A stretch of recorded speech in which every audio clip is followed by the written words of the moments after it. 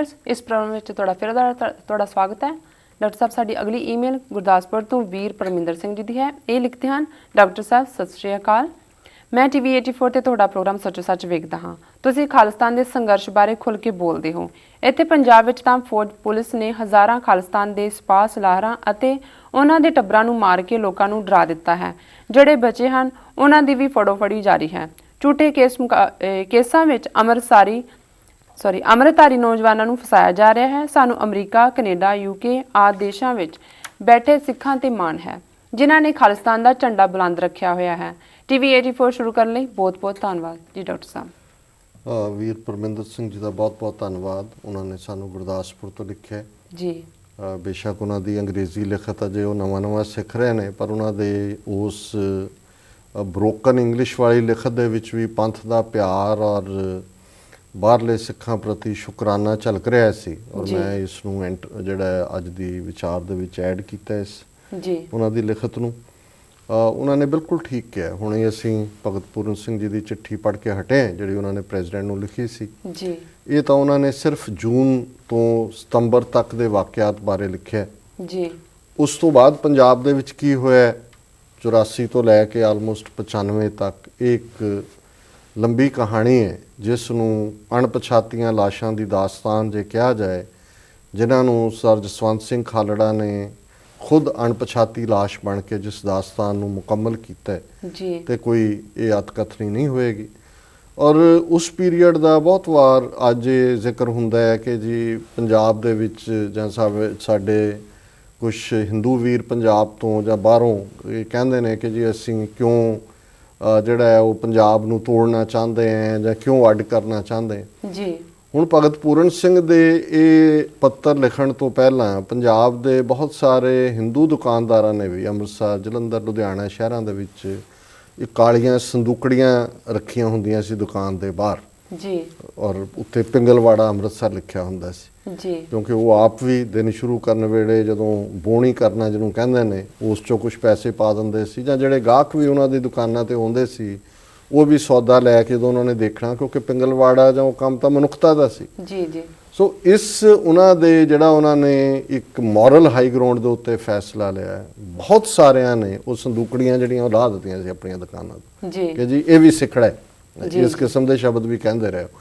ਹੁਣ ਇਹਨਾਂ ਹਾਲਾਤਾਂ ਦੇ ਵਿੱਚ ਪੰਜਾਬ ਦੀ ਜਵਾਨੀ ਦੇ ਕੋਲ ਜਿਹਦੇ ਬਾਰੇ ਉਹਨਾਂ ਨੇ ਵੀਰ ਪਰਮਿੰਦਰ ਸਿੰਘ ਨੇ ਲਿਖਿਆ ਕਿ ਹਜ਼ਾਰਾਂ ਸਿਪਾਹ ਸਲਾਰ ਸੱਚਮੁੱਚ ਉਹ ਅਣਖੀ ਨੌਜਵਾਨ ਸਨ ਕਿ ਆਪਣੇ ਮਾਵਾਂ ਦੇ ਇਕਲੌਤੇ ਪੁੱਤਰ 18 16 ਸਾਲ ਦੇ। ਹੁਣ ਗੁਰਦਾਸਪੁਰ ਜ਼ਿਲ੍ਹੇ ਤੋਂ ਇਹਨਾਂ ਨੇ ਲਿਖਿਆ ਜਗਰਾਜ ਸਿੰਘ ਜਿਹਨੂੰ ਤੂਫਾਨ ਸਿੰਘ ਕਰਕੇ ਜਾਣਿਆ ਜਾਂਦਾ ਜੀ। ਉਹ 13-14 ਸਾਲ ਦਾ ਸੀ ਜਦੋਂ ਸੰਘਰਸ਼ ਦੇ ਵਿੱਚ ਆਇਆ।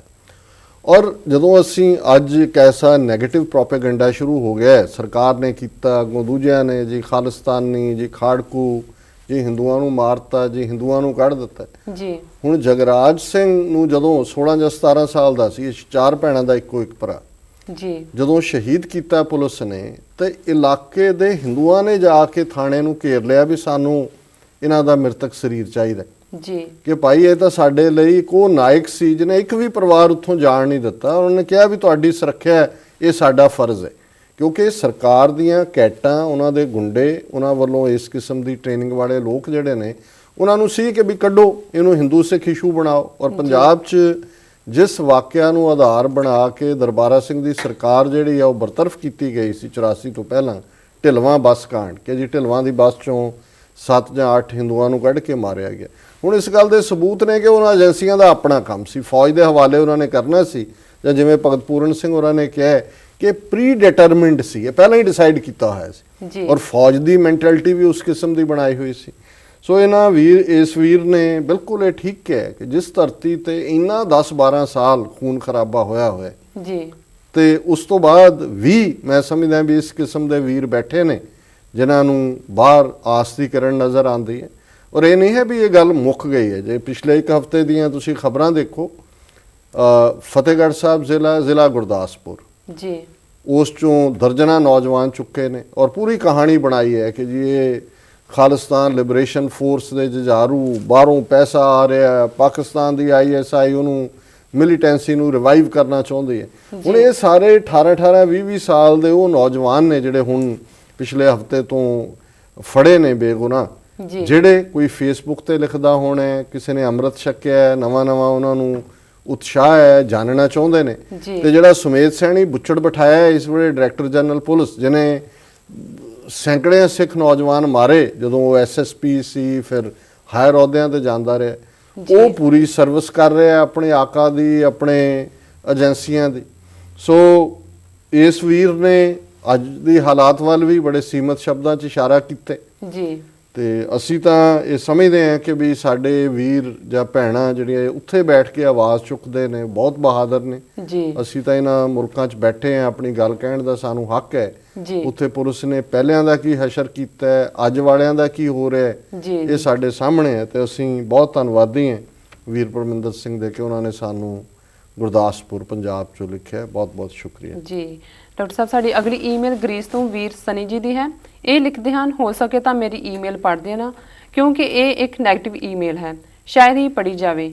BBC ਨੇ ਜਿਹੜੀ ਡਾਕੂਮੈਂਟਰੀ ਬਣਾਈ ਸਪੈਸ਼ਲ ਮੁਸਲਮਾਨ ਕਹਿ ਕੇ, ਜਾਨੀ ਕਿ ਉਹ ਗਲਤ ਜਾਣਕਾਰੀ ਦੇ ਰਹੀ ਹੈ।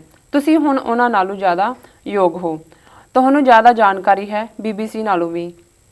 ਇੱਕ ਪ੍ਰਾਈਵੇਟ ਦੁਨੀਆ ਦੇ ਸਭ ਤੋਂ ਜ਼ਿਆਦਾ ਚੱਲਣ ਵਾਲੇ ਚੈਨਲ ਨੇ ਸਪੈਸ਼ਲ ਮੁਸਲਿਮ ਕਿਹਾ ਅਤੇ ਤੁਸੀਂ ਗੱਲ ਨੂੰ ਹੋਰ ਪਾਸੇ ਲੈ ਗਏ।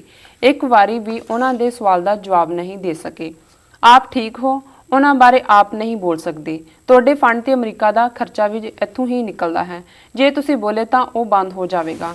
ਇਸ ਬਾਰੇ ਮੈਂ 2 ਮਹੀਨੇ ਪਹਿਲਾਂ ਵੀ ਕਿਹਾ ਸੀ ਅਤੇ ਤੁਸੀਂ ਮਜ਼ਾਕ ਵਿੱਚ ਲੈ ਗਏ ਸੀ ਕਿ ਅਖਬਾਰਾਂ ਤੋਂ ਪੜ੍ਹ ਕੇ ਅਣਜਾਣ ਲੋਕ ਕੁਝ ਵੀ ਲਿਖਦੇ ਨੇ। ਇੱਕ ਟੋਟਾ ਅਖਬਾਰ ਦਾ ਪੜ੍ਹ ਕੇ ਚੰਗਾ ਜੀ, ਰੱਬ ਰਾਖਾ। ਜੇ ਪੜ੍ਹੀ ਗਈ ਤਾਂ ਵੀ ਤੇ ਜੇ ਨਾ ਵੀ ਪੜ੍ਹੀ ਗਈ ਤਾਂ ਵੀ ਰੱਬ ਰਾਖਾ। ਦੋਹਾਂ ਹਾਲਾਤਾਂ ਵਿੱਚ ਰੱਬ ਹੀ ਰਾਖਾ। ਮੈਂ ਖੁਸ਼ ਹਾਂ ਕਿਉਂਕਿ ਮੈਂ ਆਪਣਾ ਮੈਸੇਜ ਪਹੁੰਚਾ ਦਿੱਤਾ ਤੁਹਾਡੇ ਤੱਕ। ਤੁਸੀਂ ਪੜ੍ਹੋ ਭਾਵੇਂ ਨਾ, ਮੈਨੂੰ ਨਹੀਂ, ਕੁਝ ਲੋਕਾਂ ਨੂੰ ਫਰਕ ਪਵੇਗਾ ਜ਼ਰੂਰ। ਜੀ ਡਾਕਟਰ ਸਾਹਿਬ। ਦੇਖੋ, ਇਹ ਉਹੀ ਆਸ਼ੂ, ਡਾਬਰ ਆਮਲਾ, ਅਮਰਦੀਪ ਬੈਂਸ, ਜੀ ਜੀ ਹੁਣੇ ਸਨੀ ਬਣ ਕੇ ਆ ਗਿਆ। ਇਹ ਛਲੇਡੇ ਦਾ ਕੰਮ ਹੁੰਦਾ। ਇੱਕ ਫੋਕਲੋਰ ਦੇ ਵਿੱਚ ਛਲੇਡਾ ਕਰੈਕਟਰ ਹੈ ਜਿਹਦੇ ਬਾਰੇ ਕਿਹਾ ਜਾਂਦਾ ਹੈ ਕਿ ਹਰ ਗਲੀ ਦੇ ਮੋੜ ਤੇ ਉਹ ਆਪਣੀ ਸ਼ਕਲ ਬਦਲ ਲੈਂਦਾ ਹੈ। ਜੀ ਪਰ ਕੋਈ ਨਹੀਂ, ਸਾਨੂੰ ਵੀ ਛਲੇਡਿਆਂ ਨਾਲ ਪਿਆਰ ਹੈ ਕਿਉਂਕਿ ਛਲੇਡਿਆਂ ਨਾਲ ਡੀਲ ਕਰਕੇ ਸਵਾਦ ਵੀ ਆਉਂਦਾ ਹੈ। ਜੀ ਉਹਨਾਂ ਨੇ ਜਿਹੜਾ ਇਹ ਇਸ਼ਾਰਾ ਕੀਤਾ ਹੈ, BBC ਨੇ ਇੱਕ ਡਾਕੂਮੈਂਟਰੀ ਬਣਾਈ ਪਿੱਛੇ ਜਿਹਦੇ 'ਚ ਕਿ ਫਲੈਸ਼ ਟ੍ਰੇਡ ਦੀ ਗੱਲ ਸੀ। ਜੀ ਸਿੱਖ ਬੱਚਿਆਂ ਨੂੰ ਵਰਗਲਾ ਕੇ 12-13 ਸਾਲ ਦੀਆਂ ਨੂੰ ਇਸ ਪਾਸੇ ਲਾਉਣ ਦਾ। ਜੀ ਉਸ ਦੇ ਉੱਤੇ ਅਸੀਂ ਬੜੀ ਵਿਸਤ੍ਰਿਤ ਟਿੱਪਣੀ ਕੀਤੀ ਜਿਹਦੇ ਅਸੀਂ ਸਾਰੇ ਆਸਪੈਕਟ ਹੀ ਲਏ ਸੀ। ਜੀ ਕੱਲ੍ਹ ਇੱਕ ਈਮੇਲ 'ਚ ਸਾਡੇ ਭੈਣ ਜੀ ਨੇ ਇੰਗਲੈਂਡ ਤੋਂ ਇਸ ਗੱਲ ਦੀ ਤਾਰੀਫ ਕੀਤੀ ਸੀ ਕਿ ਵੀ ਅਸੀਂ ਇਸ ਮਸਲੇ ਨੂੰ ਇੱਕ ਠੀਕ ਸੈਂਸ ਦੇ ਵਿੱਚ ਵਿਚਾਰਿਆ ਜੀ ਔਰ ਉਸ ਦੇ ਨਾਲ ਜਿਵੇਂ ਅਸੀਂ ਇਹ ਨਹੀਂ ਚਾਹਾਂਗੇ ਕਿ ਅਸੀਂ ਕਦੇ ਹਿੰਦੂ ਆਤੰਕਵਾਦੀ ਕਹੀਏ ਜਾਂ ਮੁਸਲਮਾਨ ਆਤੰਕਵਾਦੀ ਕਹੀਏ ਇਸੇ ਤਰ੍ਹਾਂ, ਕਿਉਂਕਿ ਸਾਨੂੰ ਅਸੀਂ ਇਹੀ ਇਤਰਾਜ਼ ਹੈ ਕਿ ਇੰਡੀਅਨ ਗਵਰਨਮੈਂਟ ਨੇ ਸਾਡੀ ਸਾਰੀ ਕੌਮ ਨੂੰ ਹੀ ਆਤੰਕਵਾਦ ਦੇ ਖਾਤੇ 'ਚ ਪਾ ਕੇ ਸਿੱਖ ਆਤੰਕਵਾਦੀ ਸ਼ਬਦ ਜਿਹੜਾ ਹਾਊਸ ਹੋਲਡ ਸ਼ਬਦ ਬਣਾਇਆ। ਜੀ ਹੁਣ ਇਸ ਵੀਰ ਨੂੰ ਇਹ ਇਤਰਾਜ਼ ਹੈ ਕਿ ਅਸੀਂ ਮੁਸਲਮਾਨ ਆਤੰਕਵਾਦੀ ਕਿਉਂ ਨਹੀਂ ਕਹਿ ਕੇ ਇਹਨਾਂ ਦਾ ਜਿਹੜਾ ਏਜੰਡਾ ਹੈ ਹਿੰਦੂਤਵਾ ਦਾ ਉਸ ਨੂੰ ਪ੍ਰਮੋਟ ਕੀਤਾ ਹੈ। ਬਾਕੀ ਉਹਨਾਂ ਨੇ BBC ਦੀ ਜਦੋਂ ਸਾਡੀ ਤਾਰੀਫ ਕਰ ਰਿਹਾ ਉਹ BBC ਨਾਲ ਕਹਿ ਰਿਹਾ ਕਿ ਤੁਸੀਂ ਉਹਨਾਂ ਤੋਂ ਤਾਂ ਨਹੀਂ ਸਿਆਣੇ। ਜੀ ਜੀ ਜੇ ਉਹਨਾਂ ਨੇ ਕਿਹਾ ਮੁਸਲਮਾਨ ਅੱਤਵਾਦੀ ਤੁਸੀਂ ਕਿਉਂ ਨਹੀਂ ਕਿਹਾ, ਇਹ ਕਹਿਣਾ ਚਾਹੁੰਦੇ ਨੇ। ਜੀ ਵੈਸੇ ਇਸ ਵੀਰ ਜਾਂ ਬਾਕੀਆਂ ਦੀ ਵੀ ਜਾਣਕਾਰੀ ਲਈ ਦੱਸ ਦਈਏ ਕਿ ਅੱਜ ਕੱਲ੍ਹ ਇਹ ਹਿੰਦੂਤਵਾ ਐਲੀਮੈਂਟ ਅਮਰੀਕਾ ਦਾ ਮੀਡੀਆ ਨੈਟਵਰਕ ਹੋਏ, ਜੀ ਇੰਗਲੈਂਡ BBC ਸਮੇਤ ਜਿੰਨੇ ਨੈਟਵਰਕ ਨੇ ਉਹਨਾਂ 'ਚ ਬੜੇ ਹੋਏ ਨੇ ਜੀ ਔਰ ਇਹ ਜਿੱਥੇ ਉਹਨਾਂ ਦੇ ਏਜੰਡੇ ਨੂੰ ਪ੍ਰਮੋਟ ਕਰਦੇ ਨੇ ਔਰ ਇੰਗਲੈਂਡ ਦੀਆਂ ਵੀ BBC ਸਮੇਤ ਇਸ ਕਿਸਮ ਦਾ ਉੱਥੇ ਏਜੰਸੀਆਂ ਦਾ ਨੈਟਵਰਕ ਹੈ ਕਿ ਹੁਣ ਕਿਉਂਕਿ ਇੰਗਲੈਂਡ ਦੇ ਵਿੱਚ ਖੁਦ ਵਾਇਲੈਂਸ ਹੋਣ ਲੱਗ ਗਈ, ਜੀ ਇੱਕ ਦਾ ਉੱਥੇ ਸਿਰ ਕਲਮ ਕੀਤਾ ਗਿਆ, ਹੋਰ ਜਿਹਾਦੀ ਐਲੀਮੈਂਟਸ ਦੀ ਗੱਲ ਹੁੰਦੀ ਹੈ। ਸੋ ਉਹ ਵੀ ਬੜੀ ਚਲਾਕੀ ਦੇ ਨਾਲ ਇਸ ਨੂੰ ਇੱਕ ਸਿੱਖ ਮੁਸਲਿਮ ਇਸ਼ੂ ਬਣਾਉਣਾ ਚਾਹੁੰਦੇ ਨੇ। ਜੀ ਔਰ ਅਸੀਂ ਹਮੇਸ਼ਾ ਹੀ ਅੱਤਵਾਦ ਦੇ ਵੀ ਖਿਲਾਫ ਹੈ, ਦਹਿਸ਼ਤਗਰਦੀ ਦੇ ਵੀ ਖਿਲਾਫ ਹੈ ਔਰ ਕੋਈ ਵੀ ਇਸ ਕਿਸਮ ਦੀ ਜਿਹੜੀ ਲੇਬਲਿੰਗ ਹੈ ਉਸ ਦੇ ਵੀ ਖਿਲਾਫ ਹਾਂ। ਬਾਕੀ ਇਹਨਾਂ ਨੇ ਕਿਹਾ ਜੀ ਅਸੀਂ ਉਹਨਾਂ ਦੇ ਖਿਲਾਫ ਇਸ ਲਈ ਨਹੀਂ ਕਹਿੰਦੇ ਵੀ ਸਾਨੂੰ ਫੰਡ ਮਿਲਦੇ ਨੇ।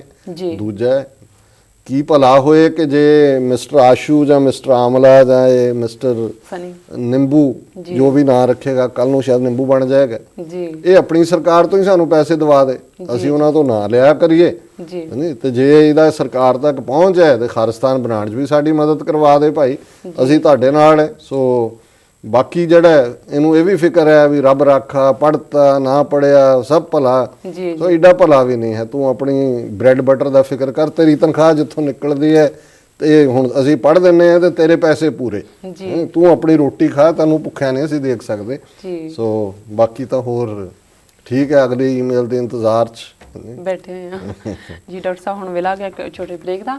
ਵੀਅਰਸ ਤੁਸੀਂ ਸਾਡੇ ਨਾਲ ਇਸ ਤਰ੍ਹਾਂ ਬਣੇ ਰਹੋ, ਮਿਲਦੇ ਹਾਂ ਇੱਕ ਛੋਟੇ ਬ੍ਰੇਕ ਤੋਂ ਬਾਅਦ।